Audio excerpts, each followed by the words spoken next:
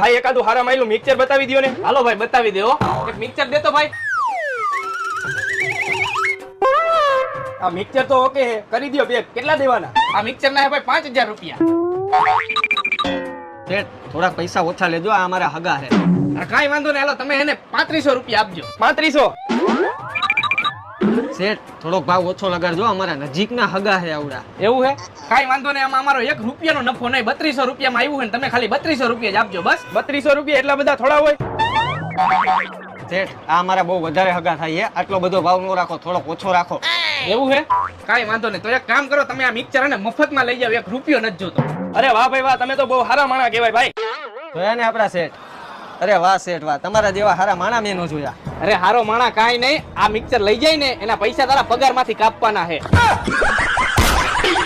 હારવાલામ કામ કરવા માંડ જા. બરોબર ને? અગાઉ હોય તો કઈ ધંધામાં શરમ ન